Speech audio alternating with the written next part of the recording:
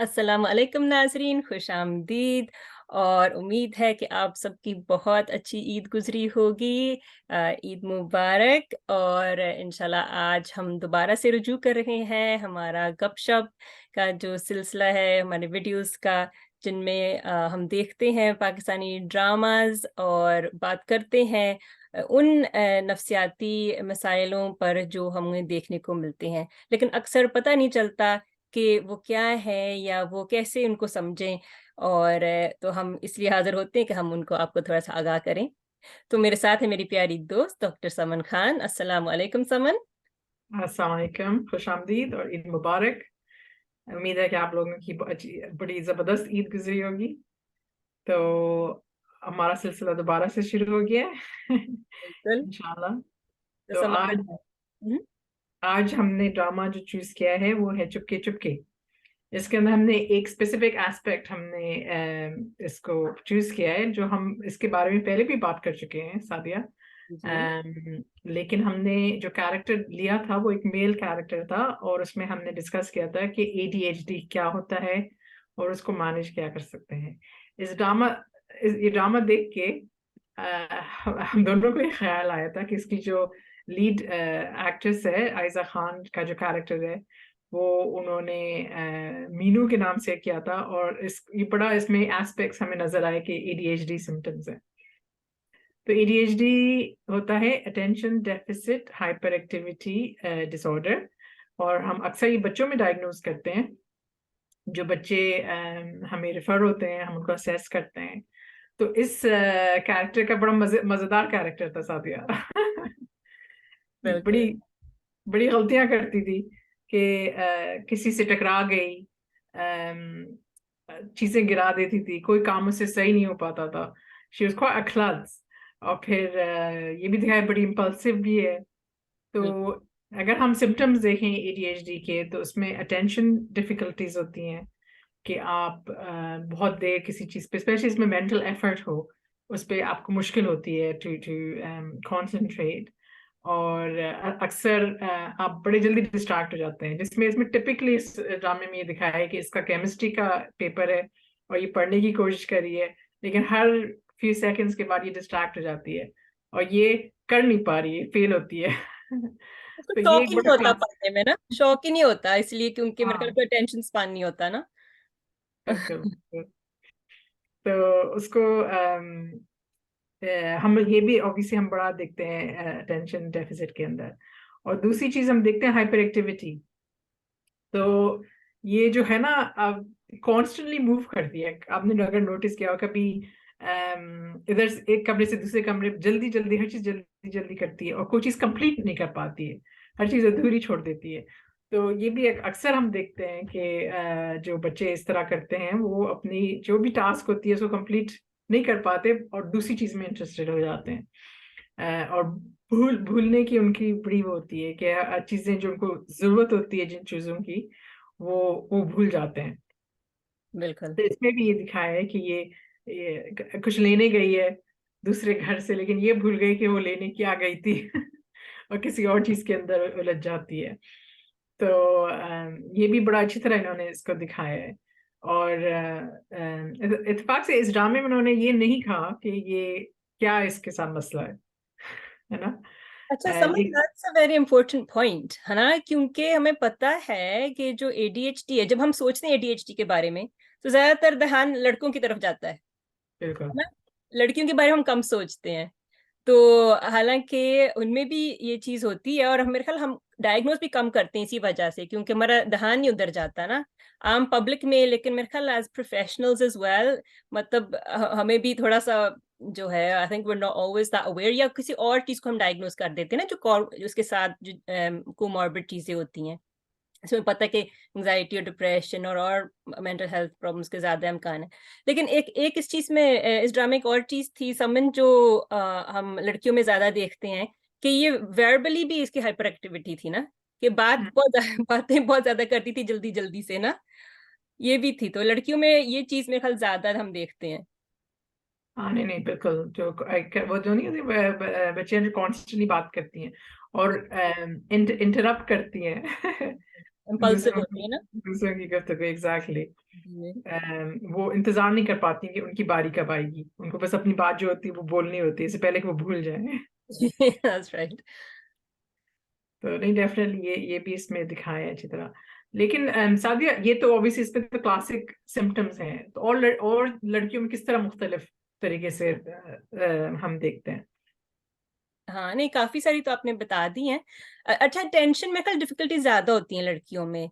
ये नहीं कि हाइपर एक्टिविटी नहीं होती और इम्पल्सिविटी नहीं होती, लेकिन I think more it's attention difficulties.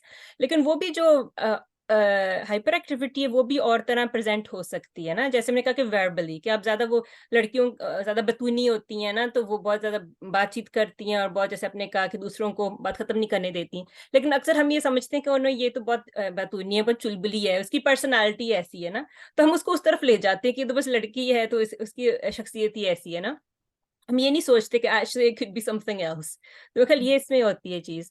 और लेकिन मेरे ख्याल और मोटर मतलब कि जिस्मानी तौर पर जो ओवर एक्टिविटी है वो ऐसे भी नुमाया हो सकती है, जैसे कि लड़कियां जो है मेरे ख्याल बहुत ज्यादा, जैसे लड़के उछलते कूदते हैं ना, शायद इस तरह ना करें, लेकिन जैसे आपने कहा वो टिक के बैठ नहीं सकती ना, और ये हिलती रहती है। और क्लासरूम्स में भी मेरे ख्याल ये हो सकता है कि वो शायद मतलब अपनी सीट से ना निकलें, या इस तरह बहुत ज्यादा जो टीचर्स हैं उनको पता ना चले, लेकिन शायद वो मतलब मेज के नीचे अपने हाथों के साथ कुछ ना कुछ करती रहें, अपने पाँव को हिलाती रहें ना।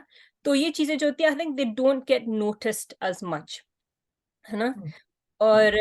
और ये भी है कि मेरा ख्याल जो लड़कियां हैं वो मास्क भी ज्यादा करती हैं ना। मास्क से मुराद कि उसको कवर करती हैं, उसको चीज को वो किसी तरह ढांप लेती हैं, छुपा लेती हैं। तो जैसे अगर कोई लड़की हो जिसको बहुत जरूरत हो हिलने की, तो वो शायद ये कहे ना कि मिस मैंने ना पानी पीने जाना है, या मैंने बाथरूम जाना है ना। तो इस तरह बहाने करके वो चीज को जरा आप मास्क कर दे, फिर मास्क करती है ना, तो वो टीचर तो यही समझेगी ना कि नहीं इसको वाकई जरूरत है जाने की, या पता नहीं ये पानी ज्यादा पीती है या क्या, है ना। तो अगेन वो चीज उस तरह नहीं होगी। जैसे लड़के मेरा ख्याल they can be more disruptive, और वैसे भी वो एक तरह जेन में होता है कि लड़कों में ये चीज ज्यादा है, तो मेरे ख्याल ज्यादा वो पिकअप होती है। क्या ख्याल है? हाँ नहीं, बिल्कुल। अक्सर यही होता है कि लड़कियों का जो बिहेवियर होता है वो हम किसी और चीज से एक्सप्लेन कर देते हैं, लेकिन लड़कों का बहुत ज्यादा ऑब्वियस होता है और डिस्ट्रप्टिव होता है ना। लड़कियां क्लास को इतना डिस्टर्ब नहीं करती हैं, तो इससे वो उनका बिहेवियर इतना नोटिस नहीं करते हैं, लेकिन लड़के जो है वो ज्यादा डिस्ट्रप्टिव होते हैं। और बच्चे डिस्टर्ब होते हैं, तो टीचर्स उसको ज्यादा अहमियत देते हैं। तो ये डेफिनेटली हम देखते हैं।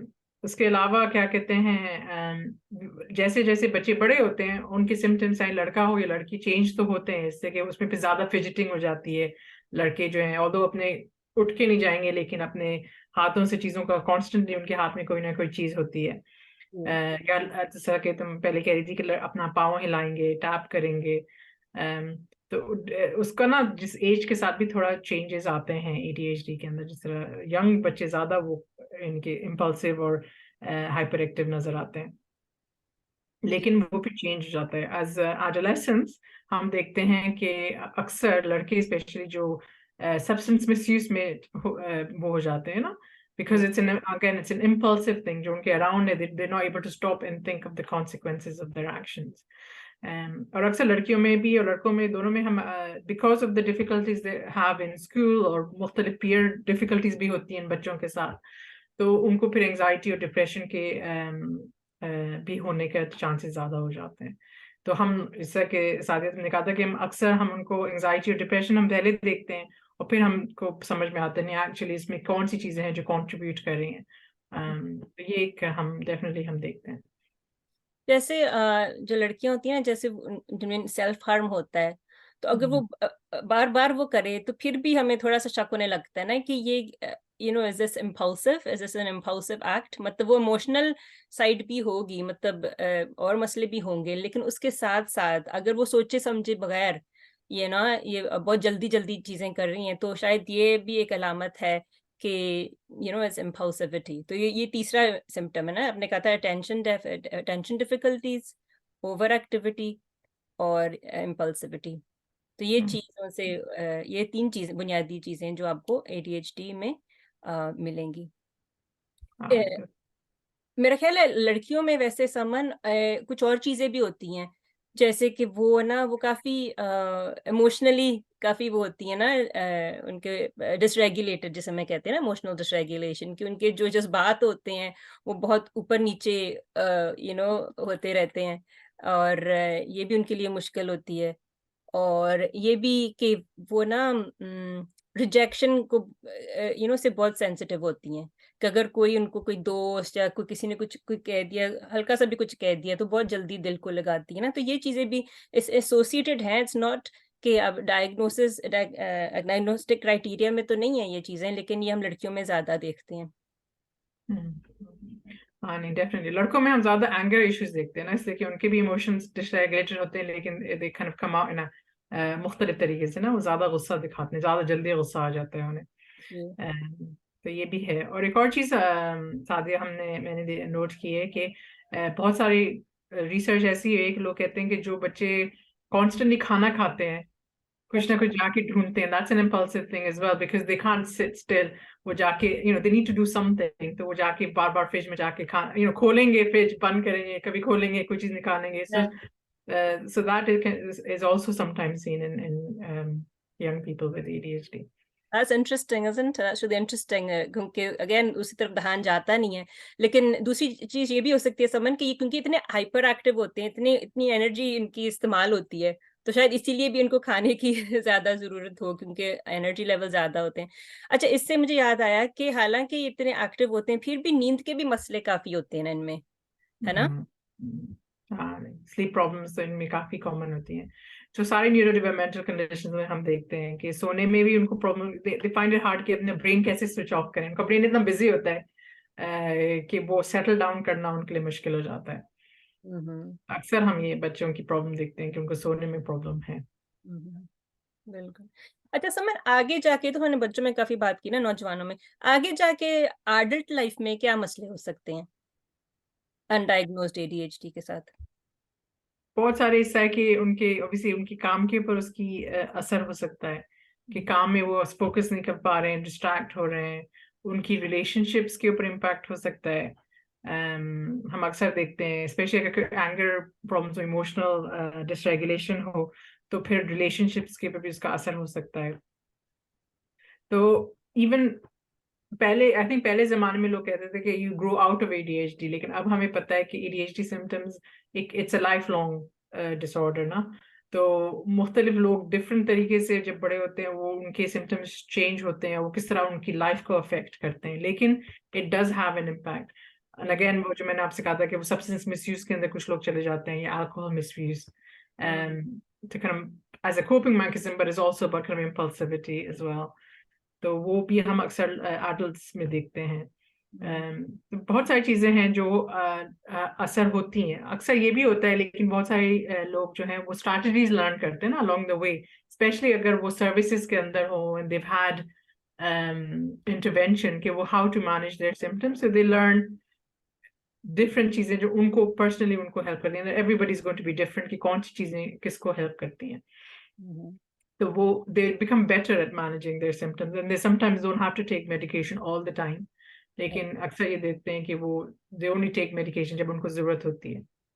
जी, बिल्कुल, क्योंकि इसमें भी वो एक रेंज आ जाती है ना कि माइल्ड टू मॉडरेट होते हैं जिनको मेडिसिन्स की ज़रूरत नहीं होती, वो और तरीकों से अपने का स्ट्रैटेजीज़ के ज़रिए वो मैनेज कर लेते हैं बचपन में भी और अपनी एडल्ट लाइफ़ में भी। लेकिन जो मॉडरेट टू सीवियर होते हैं और ख़ासतौर जो सीवियर होते हैं, उनको तो मेडिसिन्स की ज़रूरत पड़ती है। तो ये बहुत ज़रूरी है कि अगर आपको लगे कि आप में ये कुछ जो चीज़ हमने बात की है, आपको नज़र आ रही हों अपने आप में या अपने कोई अज़ीज़ में तो आप उनका ज़रूर अपने डॉक्टर से बात करें और ये कि इसकी असेसमेंट करवाएँ और ये कि फिर आपको उस ज़रिए से खुद भी इंसान को होता है ना कि वो समझ आती है कि मैं ऐसा क्यों हूँ या ऐसी क्यों हूँ? कि उसमें अगेन वो सेल्फ एस्टीम के ऊपर काफ़ी असर होता है ना कि अगर आप बार-बार रोक-टोक आपके ऊपर हो रही है और वो लोग आपको आपसे आप उलझ रहे हैं लोगों से, ये वो आपसे तंग पड़ रहे हैं, तो आपकी सेल्फ एस्टीम पर भी असर होगी ना। लेकिन जब आप समझते हैं कि मेरा ये ऐसा क्यों है, तो फिर वो समझने से भी काफ़ी एक तब्दीली आ जाती है ना, एक थोड़ा-सा अम, यू नो थोड़ी-सी आपको you feel better and you can start making some changes, है ना? हाँ, नहीं बिल्कुल।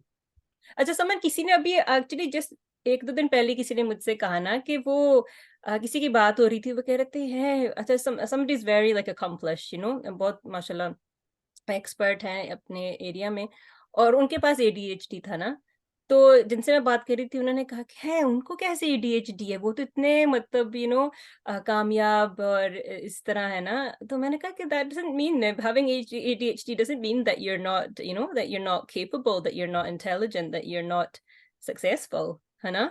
इसके बारे में क्या कहेंगी? हाँ, नहीं बिल्कुल, बिल्कुल साथी, ये बहुत अहम बात है कि एडीएचडी कैन अफेक्ट एनीबॉडी। हुँ, ऐसा नहीं है कि सिर्फ उन लोगों को अफेक्ट हो जिनको लर्निंग डिसेबिलिटी है, लर्निंग डिफिकल्टीज है।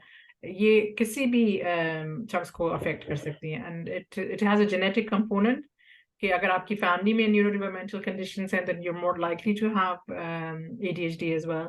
तो जी, यू नो कि ये सोचना कि कि कोई चीज, कोई शख्स इंटेलिजेंट ना हो, तो फिर डेफिनेटली ये बात नहीं है। बल्कि बहुत सारे लोग इंटेलिजेंट होते हैं, लेकिन because of the ADHD it holds them back.